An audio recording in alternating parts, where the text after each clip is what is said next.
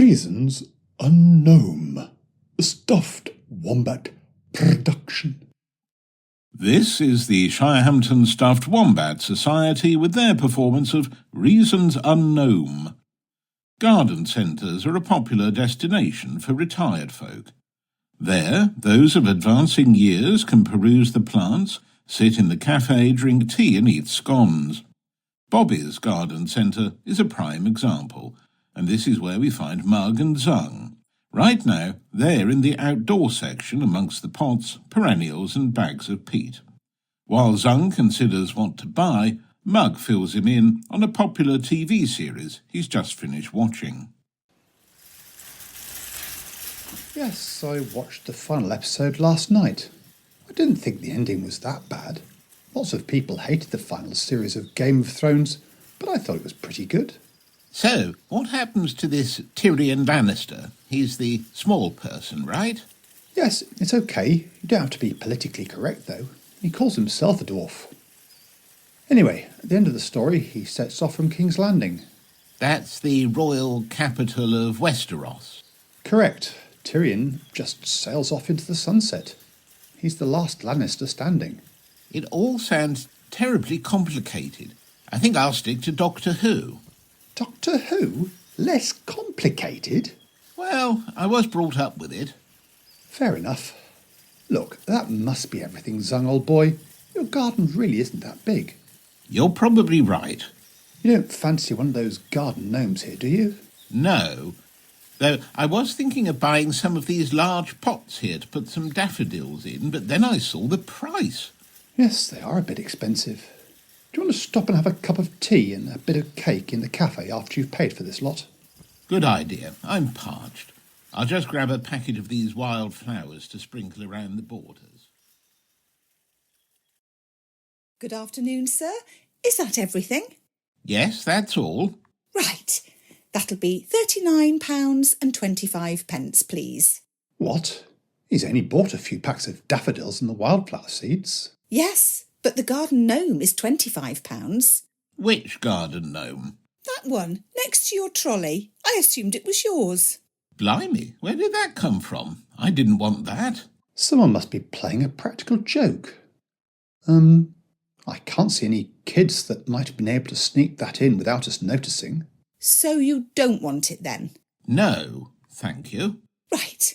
That'll be £14.25, please. I'll get someone to put the gnome back. That's a nice cuppa. Very odd business with the gnome at the checkout. I have absolutely no idea how it got there. It wasn't you that put it there, was it? No, I can't stand the flipping things either. I mean, look at them all out there by the plant pots. Yes, a veritable army of the little buggers. Look, what are you doing this evening? I was thinking of sitting down and watching something on the telly. Do you fancy joining me? Did you see that? What? I could have sworn that those gnomes were talking to each other. Then that one that was at the checkout looked straight at me and winked. Come on, Mug, you're imagining it. I must have done. Look, let's go back to my place and drop the plants off. So where did you hear about this? It was in the Dale email. What? It was national news? I don't remember hearing about it on the 6 o'clock news. I mean, a handful of gnomes on a garden wall isn't earth-shattering news, is it? Not exactly a mass shooting or a drone strike. No, I'm not talking about the Daily Mail. I'm talking about hyper-local news. I subscribe to an email written by someone called Dale. He sends out an email of local news every morning. He calls it the Dale Email. Oh, very droll. So again, why is this important? Well, these gnomes seem to have appeared out of nowhere. The owner of the house, a Mrs. Wild, said that she went to bed last Thursday night and woke up to find 10 gnomes either halfway up or on top of her garden wall. Must have been a prank. Do any of her neighbours have a habit of playing practical jokes? Apparently not. Mr. Ling, who lives next door, was away in China on business. It can't have been him. She says he's pretty serious at the best of times. The really strange thing is that nothing was caught on Mrs. Wilde's CCTV. In one frame, the wall's clear. In the next, it's got gnomes all over it. Some of them were hanging from the top by ropes with hooks on, almost as if they were invading the Wilde or Ling's gardens. So it's a faulty CCTV recorder. Well, that'd be a strange coincidence for it to fail at that particular moment. And speaking of coincidences, all the gnomes came from Bobby's garden centre. They still had the price tags on their feet. Weeping angel gnomes. Now there's a scary idea. Indeed. Where's the doctor when you need him? Or her. Quite. Yeah, anyway, whoever played this prank and however they managed to pull it off, the gnomes are now back at the garden centre. Best place for them. Look, Mrs. Wilde's house is on my way home. I'll have a look at the scene of the crime, so to speak, and see if there's evidence of any interlopers. Mind if I join you, old boy? I could do with a bit of fresh air. Be my guest. I can't see any signs of nefarious activity. No footprints in the flower beds. No sign of anyone dragging the gnomes along the road. It's a real mystery how they got here. But why would anyone want to put garden gnomes on this wall anyway? It's just a plain white wall separating the Wilde and Ling's two gardens. Hello, can I help you, gentlemen? Oh, sorry. We heard about the incident with the gnomes, and we came to have a look. I assume you're Mrs. Wilde. I am. Do you mind if I ask who you are? I'm Timothy Mugg, and this is my friend Dick Zung. Dick only lives a couple of 100 yards back down the hill, and I live about half a mile on from here, through the park. We thought we'd swing by and see the site of this great mystery. It's not often that anything exciting happens in this part of town. Is it true that the intruders didn't show up on your CCTV? Yes, that's right. It's usually very reliable. I got all sorts turning up in the video. Mostly just foxes and cats, though. And there's no sign that anyone carried these gnomes into your garden? No. The only sign they're ever here now is what I assume to be powdered clay on and around the base of the wall. Would you mind if we take a sample? Not at all. Let me go indoors and get a small freezer bag to put some in. What did you want that sample of clay for? I'm going to see if Miss Lovelace can use it to make a gnome detector. Ah, I did wonder why we weren't going in the direction of your house. Sorry, I should have said. Anyway, here we are. Let's see if Miss Lovelace is in. Good morning. Can I help you? Hello, is Miss Lovelace in? I'm afraid not. She's away at a conference in Leicester. Oh, what's the conference on? Recursion. The main topic being the outcomes of the conference on recursion in Leicester last year, which in turn is, well, you get the picture. It might be a while before she returns. Ah, I see. What? Sorry, I don't see. I'll explain later. Perhaps I can help instead. I'm Miss Notha, Miss Lovelace's new assistant. Oh, pleased to meet you, Miss Notha.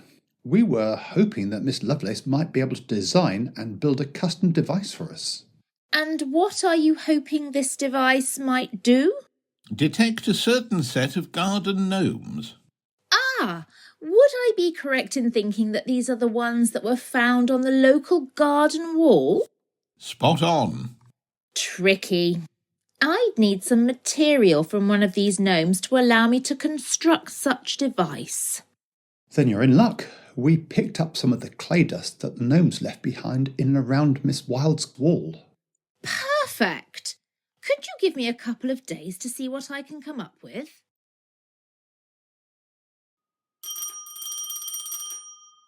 Good morning, Miss Notha. We're back. So I see. Please come in. Did you manage to build the device we were looking for? Yes, it was much easier than I expected. How does it work? Well, I was able to determine the individuals from the clay powder you provided. You mean using the gnome's genome? Precisely. A gnome's nomosome is very distinctive. Where humans have DNA base pairs that contain guanine, a gnome has nomanine. Very clever. So how does it track these individuals then? Using trigonometric functions, of course. Oh, why didn't I see that coming? It looks for any signs, well, mainly sines and cosines, of your target gnomes to determine their exact locations. The LED display gives you their distance and direction. Brilliant. I'm sure Miss Lovelace would be proud of your work. Send her our best wishes when she gets back from her conference, etc. I will. Let me know how you get on. We will. Good day, Miss Nother. I got here as soon as I could. How long has it been beeping? About 15 minutes. Great. So we still might be able to catch the gnome prankster in the act. Which direction is the signal coming from? Now that's the problem. The readout shows one set of figures, then switches to another, then another, and so on. It's as if it's coming from multiple directions all at once. That's weird. Which one's closest? Looks like it's just down the road, moving in the direction of the petrol station. Come on then, let's get down there ASAP. There it is. Look, by the air and water machines at the back of the forecourt. Can you see anyone acting suspiciously? No, just people filling their cars with petrol. I don't think they've even noticed it. The signal only stopped moving about 30 seconds ago. How's that possible? I mean, someone carrying a 3-foot-high red gnome isn't exactly inconspicuous. I'll go and ask if the cashier saw anything. Do you want to check whether this is one of the same gnomes? Sure. Right, matey. Let's see if you're one of those Bobby's Garden Centre gnomes. Well, at least that explains why Miss Nother's device was giving us multiple signals. But why would anyone want to place 6 gnomes at petrol stations around the city? I don't know. I mean, why Esso petrol stations in particular? Yes, what's so special about Essos? Why not Shells or Texacos? Indeed. Perhaps it's some sort of protest. Could be one of those Just Stop Oil campaigns. Maybe, but how do the gnomes on the wall fit with that idea? Did the Esso cashier have any idea how the gnome got there?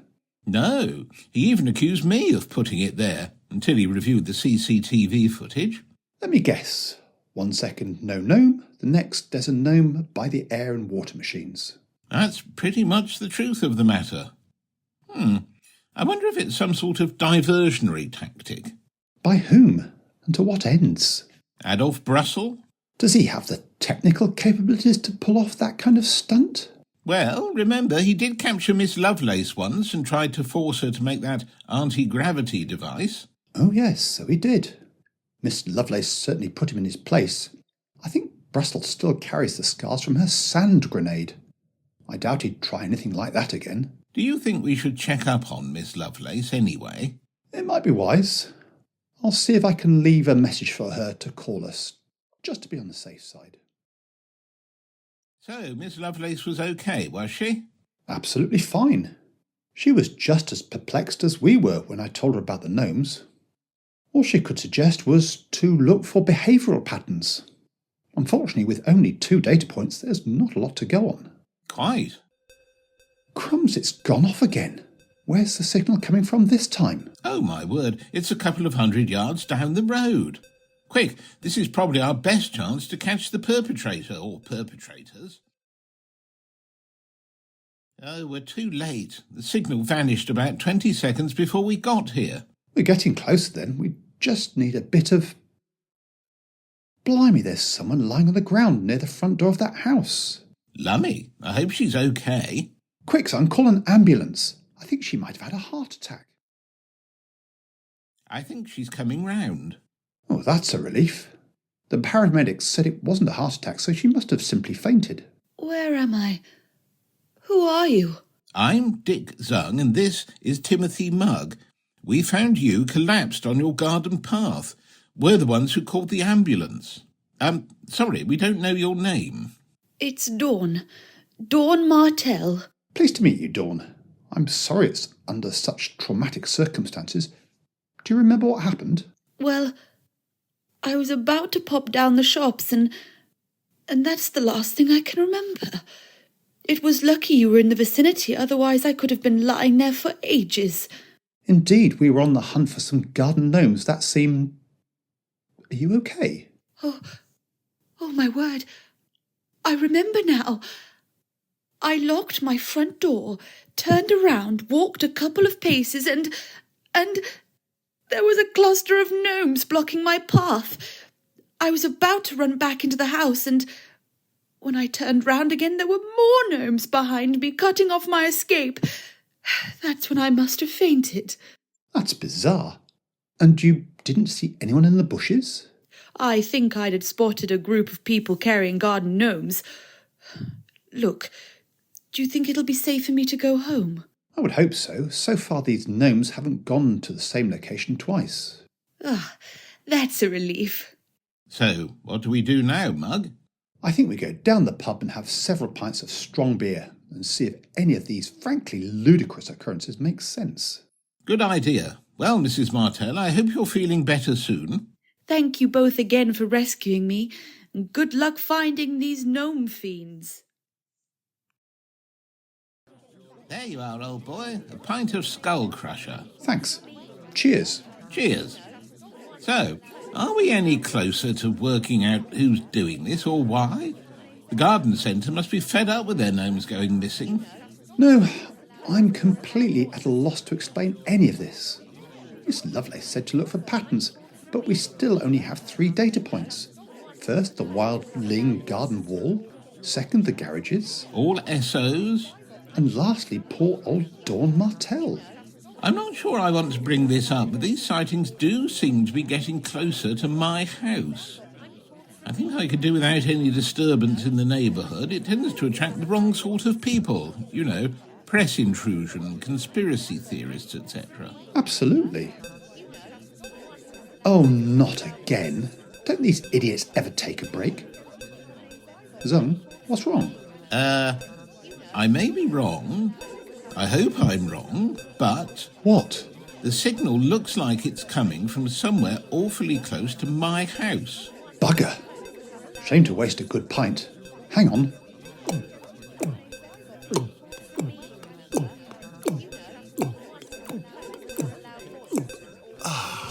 Blimey, was that wise? You never know who we might run into. Call it Dutch courage. Right. Let's get this nonsense sorted out once and for all. You're sure it's coming from your house? Absolutely, old boy. Look, don't you think we should call the police? Really? Think it through. Hello? What service do you require? Police, please. What's the nature of the emergency? I think some people with garden gnomes have broken into my friend's house. Are you having a laugh, sir? Wasting police time is a criminal offence. Ah, I see your point. It's up to us. Is there any way we could surprise them? You know, catch them in the act. We could go through the back door. I keep a spare key in the garden shed. Can you smell burning? Yes, vaguely. It smells like someone doing DIY. You know, a mixture of burning wood and paint. Well, come on then. I don't want my house burning down. Quiet. It sounds like it's coming from upstairs. If we're quick, we can cut off their escape route. Good idea. Right, you, stop right... Blimey! What the actual... Language, old boy. Sorry. Do you see what I see? If you're seeing a garden gnome with a flamethrower on my landing, then yes, I'm seeing what you're seeing. Good. I thought I was hallucinating. Do you have a rolling pin in the kitchen? Why? I'm not sure I'm up to facing an armed and frankly dangerous gnome without a bloody weapon of some sort. Right. Back in a tick. I'll bring a carving knife too. Oi, you! What do you think you're doing? Cut that out right now! Sure, I'm done anyway. Here's the rolling pin, Mugg. Mugg, are you okay? The gnome just spoke. I'm not really a gnome, I'm an elf. It's a common misconception. Gnomes usually spend their life in the dark at night. Elves are the ones who go out during the day. So you're only a fat elf then, are you? That's a bit rude. Well, you have just torched a large part of my landing. Fair point. Look, how did you get here? Who carried you all the way from the garden centre? I came on my own. What? I'm elf propelled. Oh, very funny. Pull the other one. How did you get all the way here without being seen? Stealth? Get it? Stealth! Do you want to hit him or shall I? Look, setting aside how you got here, why are you in my house? Yes, and why were you on that garden wall and in the Esso petrol stations? And was it really necessary to scare the life out of poor old Dawn? You don't get it, do you? Frankly, no. Have you any idea how boring it is being a garden gnome?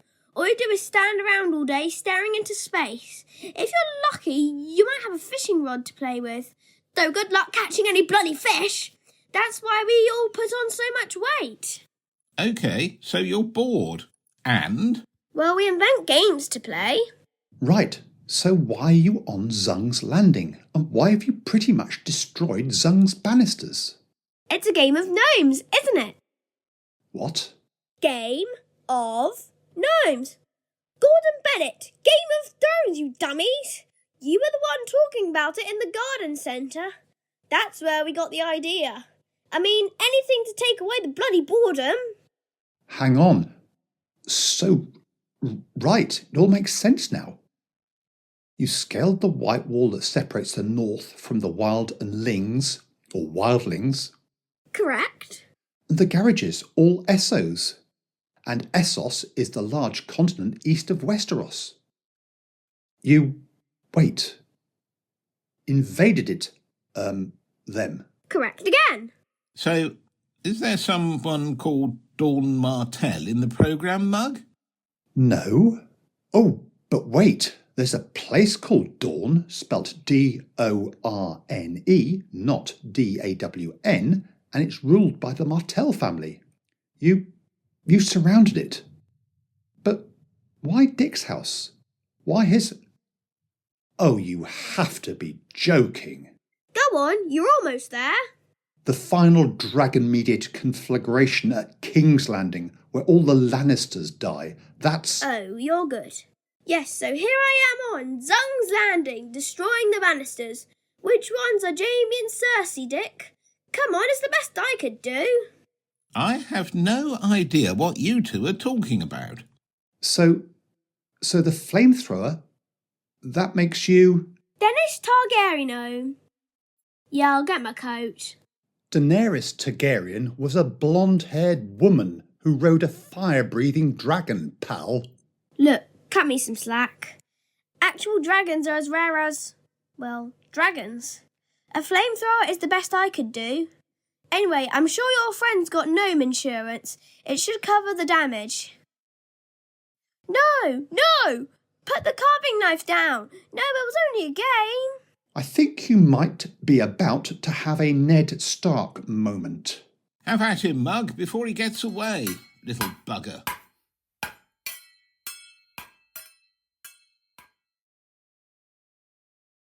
Reasons Unknown was written by Tim Reed and starred Richard Hall as the announcer and Dick Zung. Tim Reed was Timothy Mugg, Sam Scarf was the Bobby's cashier, Sandra Cairncross was Mrs. Wilde, Sarah Gorton was Miss Nother, Beth McCann was Dawn Martell, and Freddie Gorton was Dennis Targaryen. Sound effects were... and it was a stuffed wombat production.